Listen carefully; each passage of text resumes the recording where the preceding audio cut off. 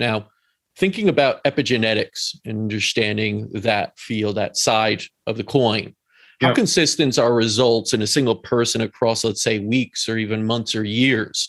Do the results vary based on the lifestyle changes after or altering a person's genotype? Yeah. One thing we find is it took us time to realize this. So one of the things we did really well is decoded this mood and Mm, behavior. So all the neurochemical, if I have your DNA, I don't ever need to speak to you to tell you your personality, how you deal with stress, emotion, trauma. Are you irritable? Do you procrastinate? Are you flaky? Do you like skydiving? We know all of that about you from the way your neurochemicals are processed, right? So what we started to find, again, after doing this hand holding patients for some time, that the variance in outcome was based on the cognitive profile. How did they even perceive what we were telling them to do? Right. And there's some people for whom now we know when we go talk to them, the first 10 minutes is them going to be like, this is all wrong.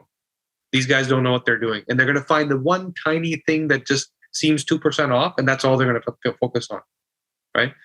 Then there's people that are just so highly reward seeking that they're going to overdo it. Right. They're going to throw all their food in the garbage, and the family's not allowed to buy candy anymore. And, and everything in between. So I would say the thing that we identified that for the most part, when it comes to a condition and a genotype profile, the outcome is the same if we know what to do about it, right? They're just different starting points. Some people may much more farther down the path. Some people are starting earlier. That's the difference. The key difference in outcome is here. And we've now learned how to deal with that, which is also something we teach clinicians. You may want to deliver the information in this way. You may want to give it to them staggered or just give it all. They just want it all so they can read it and digest it. This guy just wants the bullet points. We've learned all that about how people work. And now the outcomes are much more sort of even and effective. mm. I'm really interested to know your expert opinion based on the data you've seen. Do you feel we differ as humans more based on the gender, race, ethnicity, even age, let's say, or is it more so environment? Is there a split in that? Do you see one side or the other, how we differ? We see both. So, Yeah. So I'll give you an ethnicity example. So insulin response. Everyone knows that it's a major cause of a lot of things. Diabetes is the primary, but a lot of inflammatory load. And the key thing is manage your starches and your sugars, right? But guess what?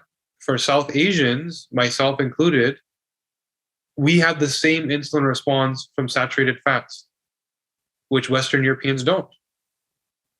So if I go on a keto diet, I'm going to feel amazing for the first month because you're all the starch and the carbs out of the system. But then all of a sudden my insulin is going to start going crazy. Like, why? I'm not eating any sugar, right? And on top of that, if you're a slow fat metabolizer, which a lot of South Asians are, all of a sudden you're converting that excess fat into sugar, which is what you do when you have too much fat. So I'm going to get a double whammy insulin spike. And it's misunderstood. Like, no, this is great for you. So that's a simple nuance where it only happens for one ethnicity. Actually, two. Some Eastern Asians also, right? Then you have, as an example, ApoE deals with lipid transport. Your ability to, and it's known as like a gene that's highly implicit in Alzheimer's, dementia, stroke, because of the blood-brain barrier and your ability to transport and clear and dealing with mutated proteins, making sure they don't cross the blood-brain barrier. The same result that is the good version for a Western European is actually a bad version for an Asian.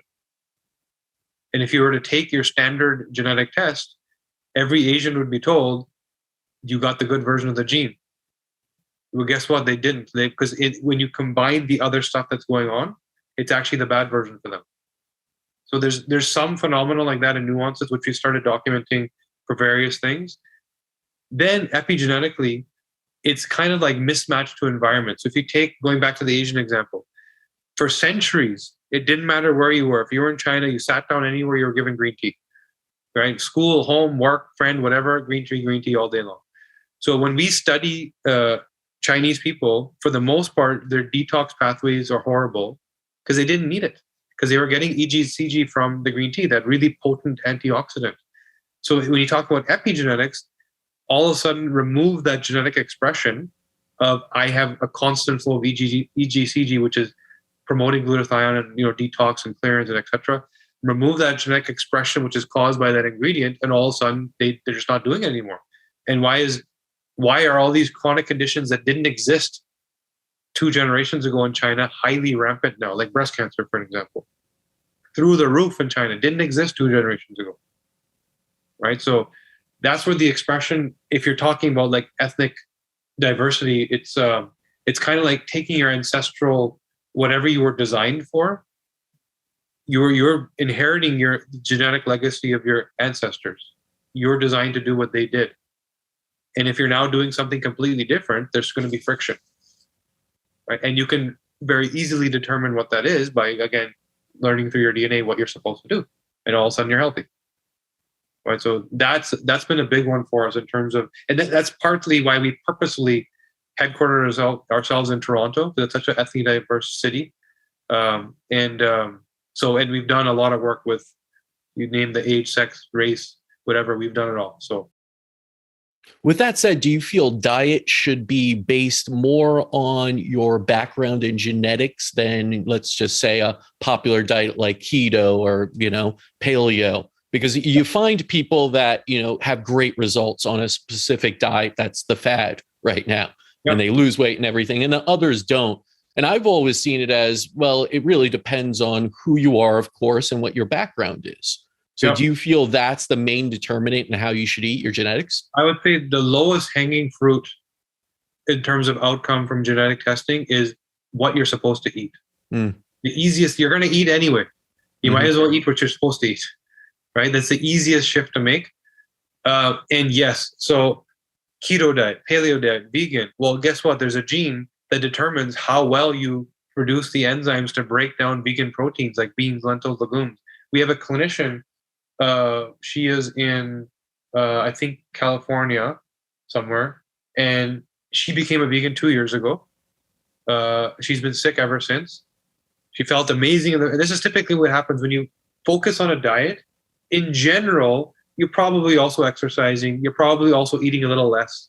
You're probably not drinking the can of Coke because you've just made that shift towards health, right? So you're doing everything a little bit better, and everybody feels great in the first month, regardless if it's matched to you or not. Even as a keto diet, if you're not a fat metabolizer, you actually will feel good the first month. It's the second, third, fourth month where you start to feel like crap, right?